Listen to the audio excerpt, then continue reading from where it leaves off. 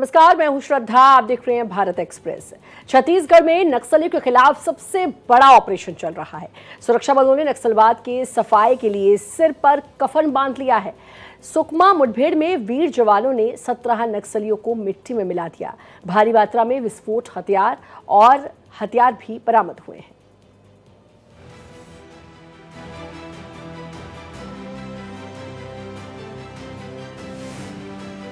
सब कटिबद्ध है छत्तीसगढ़ को 31/3/2026 के पहले नक्सल मुक्त करने। भारत में नक्सलवाद अंतिम सांसें गिन रहा है। नक्सली इलाकों में जबरदस्त ऑपरेशन चलाया जा रहा है। छत्तीसगढ़, झारखंड, ओडिशा, महाराष्ट्र में नक्सलवाद को जड़ से साफ किया जा रहा है। छत्तीसगढ़ के सुकमा और दंतेवाड़ा की सरहद पर सुरक्षा बलों ने नक्सलवाद की जड़ पर प्रहार किया। सुकमा में आज नक्सली मुठभेड़ हो रहा है। सुरक्षा बल के जवानों को बहुत बहुत बधाई, धन्यवाद देते हैं। उनके साहस को नमन करते हैं और लगातार हमारी सरकार को नक्सलवाद में बड़ी सफलता मिल रही है। सीआरपीएफ के 500 से 600 जवान नक्सलियों पर टूट पड़े। मारे गए नक्सलियों में SEZ CM special zonal committee member Jagdish उर्फ बुधरा भी शामिल है।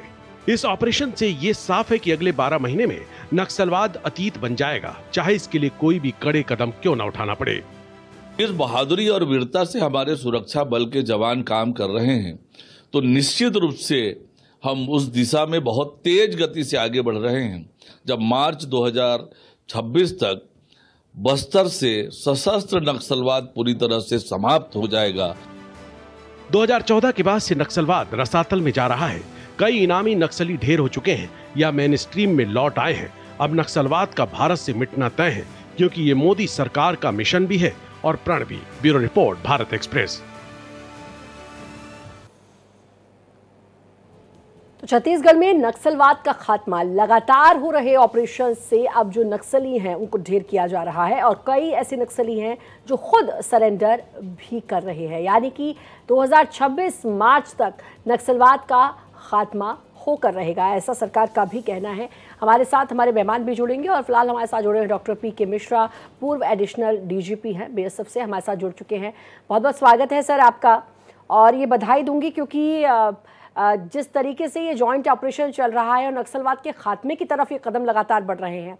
इससे पहले दंतेवाड़ा में, बीजापुर में 30 नक्सलियों को कांकेर में मार गिराया गया टोटल, और आज 17, और इससे पहले भी, और ना जाने कितने नक्सली ऐसे हैं जो अब मुख्यधारा से जुड़ रहे हैं, जो कि अब नक्सलवाद को छोड़ रहे हैं।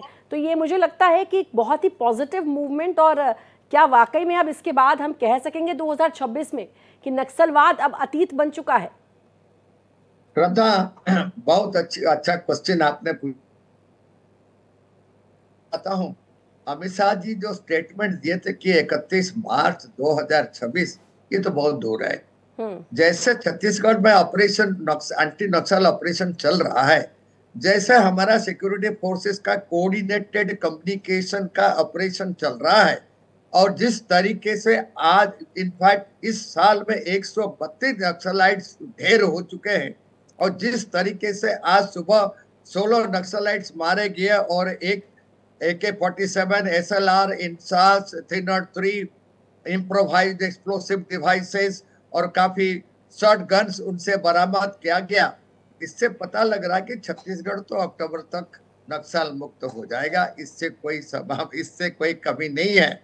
और मैं क्लियरली बताना चाहता हूं कि अभी जो ऑपरेशन चल रहा है, ये एक लॉजिस्टिकल कोऑर्डिनेटेड ऑपरेशन है।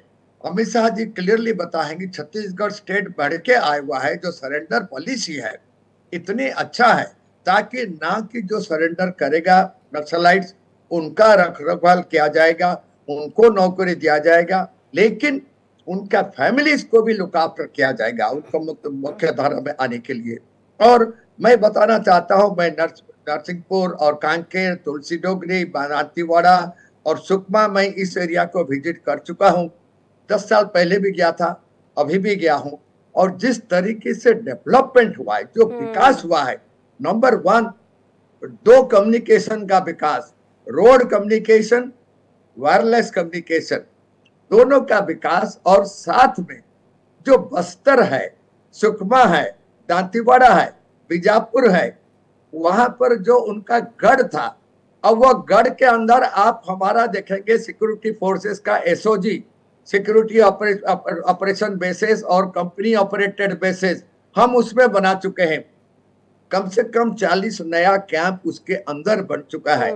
अब जो ट्राइबल्स थे, अब जो गांव वाले थे, जो उनको इंफॉर्मेशन देते थे, अब एक भी कोई भी गांव का वासी नक्सलवाद का उनको खात्मा देना तो नहीं होगा ही। चाहते। और जो आपने कहा कि 10 साल पहले और अब में जो एक इतना बड़ा परिवर्तन आया है और जितना विकास हुआ है छत्तीसगढ़ में, वो देखने लायक। और मुझे लगता है कि जिस स्पीड से इस तरफ काम हो रहा है, 2026 जैसा कि आपने शुरुआत में कहा दूर है, पहले ही हो सकता है हम नक्सलवाद मुक्त हो जाए, पूरा भारत नक्सलवाद मुक्त हो जाए। और भी सवाल है, मैं आपसे जरूर पूछूंगी। प्रियंका का रुख कर लेती हूँ क्योंकि क्या कुछ अपडेट है, प्रियंका हमें बताएंगी।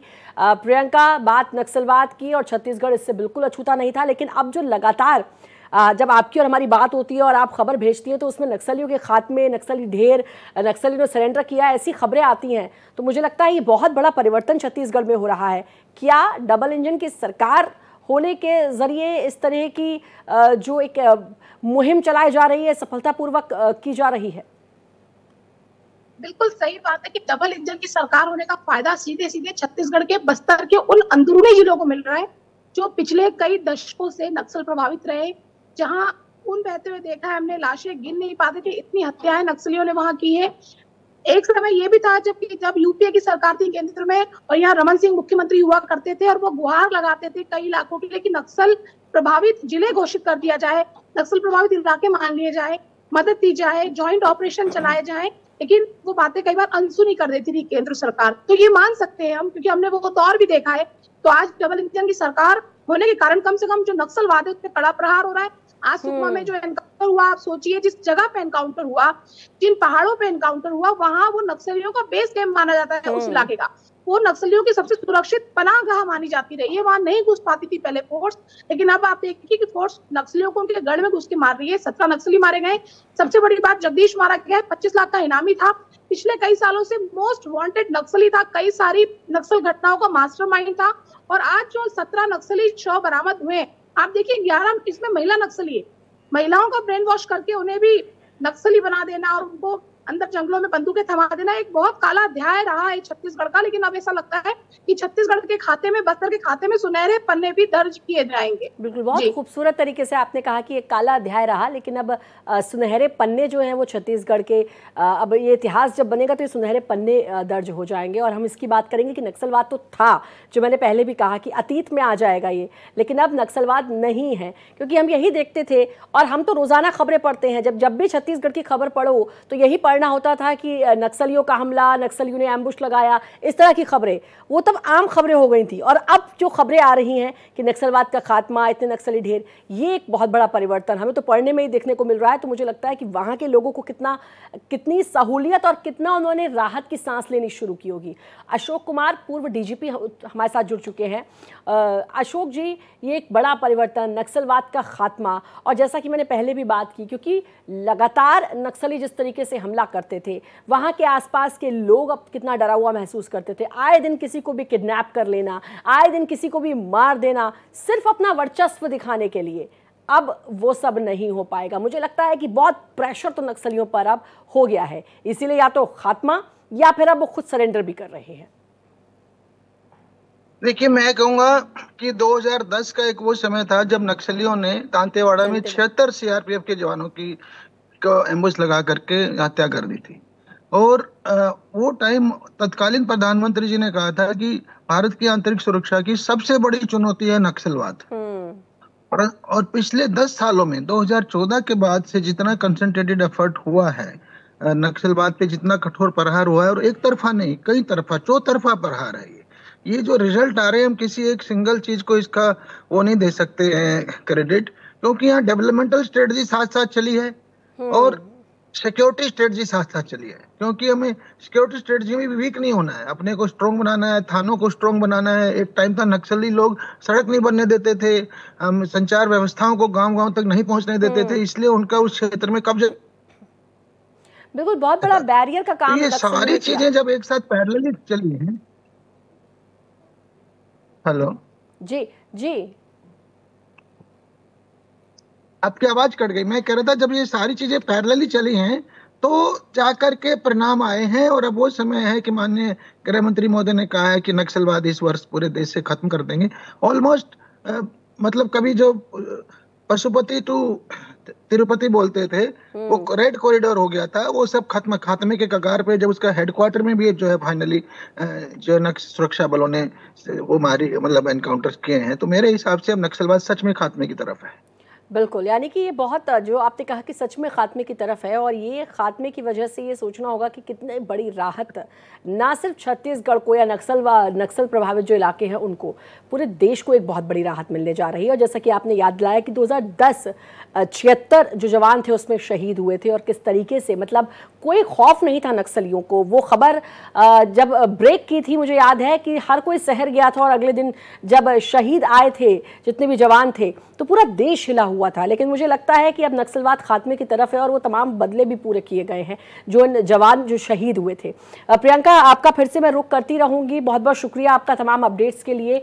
डॉक्टर पीके मिश्रा, एक चीज मैं जानना चाहूंगी, क्योंकि नक्सलवाद एक विचारधारा भी है, तो क्या विचारधारा का भी पूरी तरीके से सर्वनाश हो जाएगा? श्रद्धा, मैं क्लियरली बताना चाहता हूँ, नक्सलवादियों का विचारधारा पहले था, और ये जो बनाया गया था, चारू मजुमदार ने उनको बनाए थे। आई रिमेम्बर, मैं जब एसपी नदिया था बंगाल में, तो चारू मजुमदार के जो ऑपरेशनल कमांडर गोरा सरकार, उसको मैंने खुद ही पकड़ा था, और उनका कुछ जज्बा था, वो वजह के लिए नक्सलिज्म शुरू हुआ। लेकिन बंगाल में क्यों खत्मा हो गया नक्सलाइट्स का? क्योंकि उसके साथ साथ उन्होंने वहां पर क्रिमिनल और वायलेंस शुरू हो गया। क्रिमिनल्स जो है ज्यादा नक्सलाइट्स के साथ मिल गए, जिसके लिए उनका एम जो था वो एम से वो हट गए, जिसके वजह से उनका खत्मा हो गया। अब यहाँ पर जो छत्तीसगढ़, उड़ीसा, आंध्र, यहाँ पर जो चल रहा है, आप देखेंगे ये कोई नक्सलाइट्स का कुछ इरादा नहीं है। They are causing violence. सिर्फ उनको वेपन्स चाहिए, उनको पैसा चाहिए, और उनको एरिया में दबदबा चाहिए।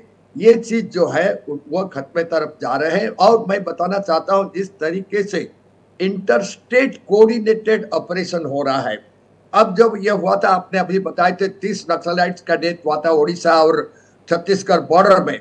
मालकानगिरी से वो अंदर आने के लिए छत्तीसगढ़ आ रहे थे, उड़ीसा पुलिस से खबर मिला, और छत्तीसगढ़ आर्म्ड पुलिस, डीआरजी और सीआरपीएफ और उड़ीसा पुलिस मिल करके उनको एक्शन को घेराव किए थे। 30 नक्सलाइट्स मारे गए थे। अब तक छत्तीसगढ़ में ही 132 नक्सलाइट्स इस साल मारे गए हैं। और ये नहीं रहा कि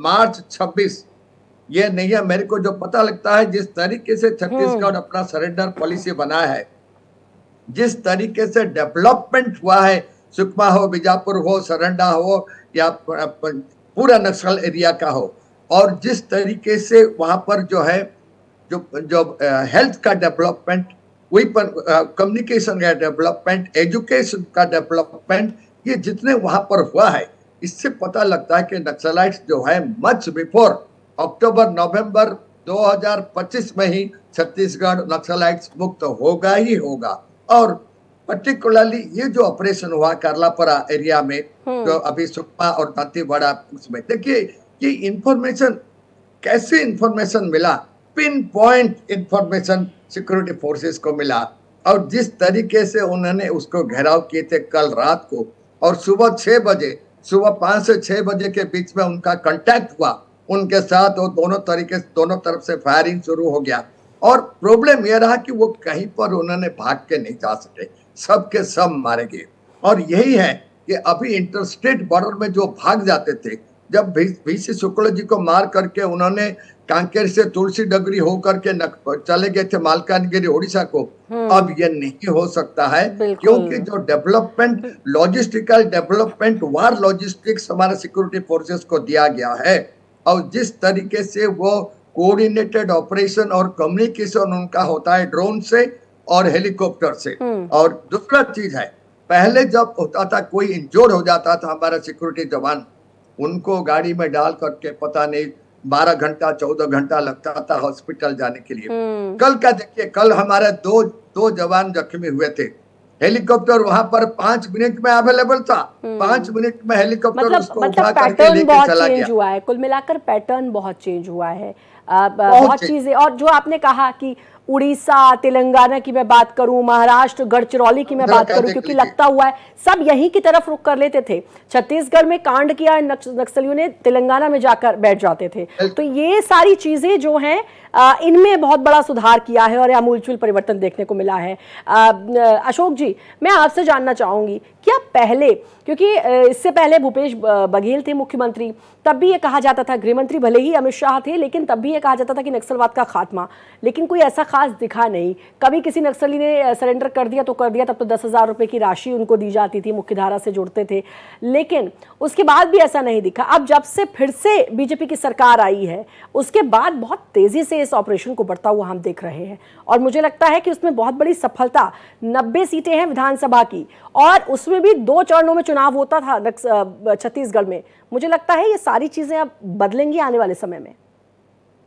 देखिए श्रद्धा जी, मैं पॉलिटिकल इस पे तो कमेंट नहीं करना चाहूंगा, किंतु एक बहुत बड़ी बात जो आपने पिछला सवाल पूछा था मिश्रा जी से कि विचारधारा क्या खत्म होगी, तो मेरा कहना है कि विचारधारा पूरी तरह से खत्म हो जाएगी ये कहना मुश्किल है, किंतु ये विचारधारा की हार है।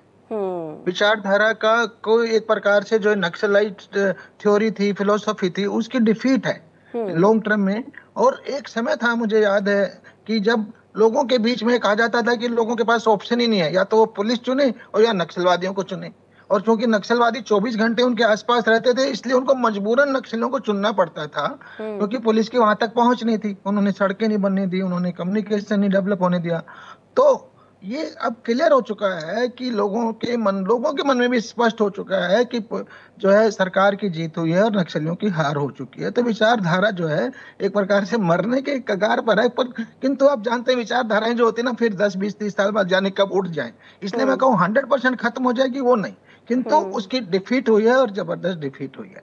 बिल्कुल पस्त हो गई है विचारधारा, बिल्कुल वो विचारधारा जो जनहित के लिए नहीं थी, वो विचारधारा सिर्फ अपने वर्चस्व को दिखाने के लिए थी। यही होता था नक्सलवाद में। वो विचारधारा, श्रद्धा जी, वो विचारधारा डेमोक्रेसी में विश्वास ही नहीं रखती थी। वो कहती थी कि हमें तो मतलब बैरल ऑफ गन से हम पावर ड्रॉ करते हैं। बिल्कुल। और गृहमंत्री ने भी यही कहा, हिंसा के जरिए आप परिवर्तन नहीं ला सकते, हिंसा के जरिए आप परिवर्तन नहीं ला सकते, हथियार के बल पर आप परिवर्तन नहीं ला सकते हैं। तो वो विचारधारा जो बात थी वो पस्त हो गई। अच्छा, मैं थोड़ा समझना चाहूंगी अशोक जी कि जब भी इस तरह के ऑपरेशन होते हैं, किस तरीके से पूरा काम होता है, किस तरीके से जो तमाम जवान होते हैं, किस तरीके से उनको इनपुट मिलता है, और कैसे वो एक मिशन की तरफ जाते हैं, क्योंकि इसके लिए भी पूरी एक रणनीति तैयार की जाती होगी।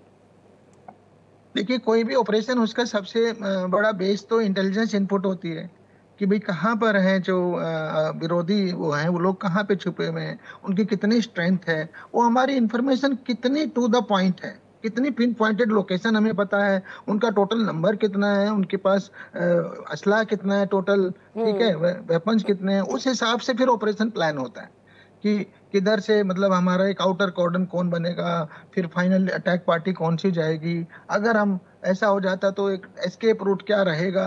तो ये सारा फिर ऑपरेशन प्लान होता है, किंतु इसकी शुरुआत होती है इंटेलिजेंस इनपुट से। बिल्कुल।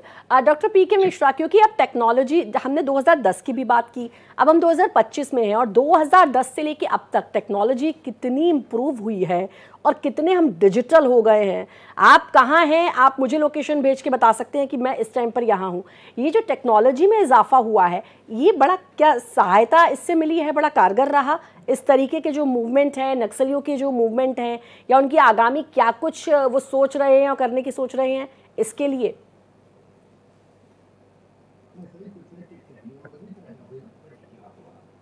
मैं यही चीज याद कर रहा था जब वैसे शुक्ला जी और काफी कांग्रेस का लीडर्स मारे गए थे, और वहां से जब वो चले गए थे, सही बात है, जब इन्होंने स्किप कर गए थे उड़ीसा को, तब ये टेक्नोलॉजी कहाँ था, अब ये टेक्नोलॉजी कहाँ है। दोनों का डिफरेंस आप देखिए।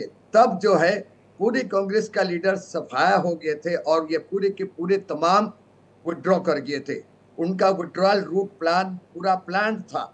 अब जो देखिए, जब उन्होंने छत्तीसगढ़ में ऑपरेशन करना चाहते थे उड़ीसा से आकर के, तब ये जो टेक्नोलॉजी था, अब ये टेक्नोलॉजी में पूरे के पूरे 30 नक्सलाइट्स मारे गए। क्यों? कम्युनिकेशन का डेवलपमेंट। बिल्कुल, कम्युनिकेशन मेन चीज है।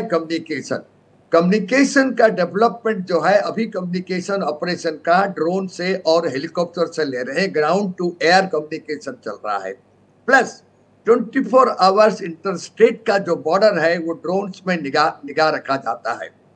वार टेक्नोलॉजी आप देखिए, जो जवान को हम लोग जो पहले जाते थे, ठीक है, कुछ लोगों के पास AK-47 AK-56 था, आजकल MP5 लेके जा रहे हैं, और जो वेपन्स जो लेके जा रहे हैं इतना लाइट वेपन्स है जिसको कि, और दूसरा है, उस टाइम पे जब हम बस्तर के अंदर घुसते थे, पीने का पानी नहीं मिलता था, मलेरिया हो जाता था, लोग ब्रेन मलेरिया में हमारे ट्रूप्स मर जाते थे। अब जो है 40 कैंप, जो SOG है, special operated basis, company operated basis, Naxalites का एरिया के अंदर, बस्तर के अंदर, सुकमा के अंदर, दांतेवाड़ा के अंदर, उनके एरिया के अंदर हमारा कंपनी ऑपरेटेड बेसिस पहुंच चुका है। वहां पर road communication, wireless communication, plus वहां पर जो है हर एक कैंप के पास एक हेलीपैड बनाया गया, जहां पर कि जो हमारा लॉजिस्टिक्स है, वो लॉजिस्टिक्स हेलीकॉप्टर में दिया जाता है, ताकि रोड कम्युनिकेशन, रोड में ज्यादा जाता है तो ना कर सके, ताकि उसको इम्प्रोवाइज्ड एक्सप्लोसिव डिवाइसेस से वो उड़ा देते हैं।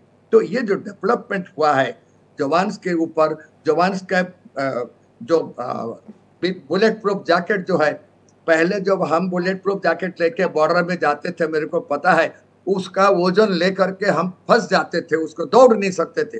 अब जो है, जो हम 40 किलोमीटर 50 किलोमीटर हम पैदल जा सकते हैं, इतना लाइट होता है, और LMG का राउंड भी उसके अंदर नहीं जाता है अगर 300 गज के दूर से फायर आता है तो। और उस टाइप का वेपन हमारे जो स्नाइपर यानी कि कम्युनिकेशन और जो जिस तरीके से हम इंटरनेट से जुड़े हैं, ये एक बहुत बड़ा इसने रोल प्ले किया है इस तरीके के खात्मे के लिए।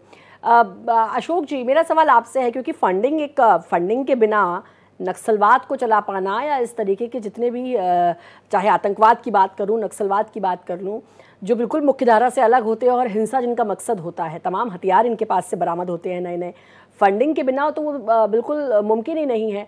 फंडिंग पर भी प्रहार हुआ होगा, पहले उस पर रोक हुई होगी, जाहिर है, तभी जो ये विचारधारा है या जो ये करते हैं, इसको शिकस्त दी गई होगी। देखिए, फंडिंग जो है, जैसे हम जानते हैं पंजाब टेररिज्म और कश्मीर टेररिज्म, ये जो है बॉर्डर पार से प्रायोजित था, मेनली बॉर्डर पार से प्रायोजित था, ISI का संचालित था।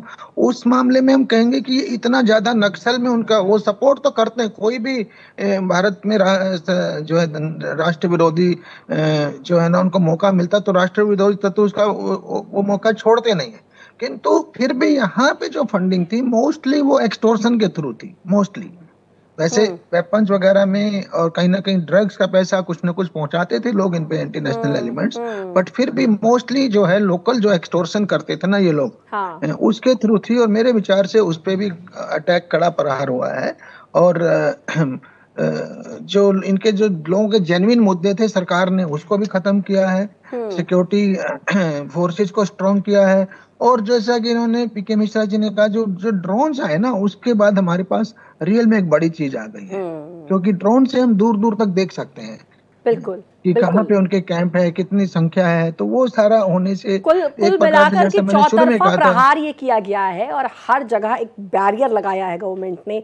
उसके बाद जो सफलता हमें आज दिखाई दे रही है, इसके पीछे कड़ी मेहनत की गई और हर तरीके से इन पर प्रहार किया गया। इसीलिए अब हम कह रहे हैं कि नक्सलवाद के खात्मे की तरफ हम बढ़ चुके हैं और जल्द ही इसका खात्मा हो जाएगा। बहुत बहुत शुक्रिया आप दोनों का अपना समय देने के लिए, इतनी अच्छी चर्चा के लिए एक बार फिर से बहुत बहुत धन्यवाद। और इसी के साथ फिलहाल इस बुलेटिन में इतना ही। बाकी खबरों के लिए लगातार बने रहिए भारत एक्सप्रेस के साथ।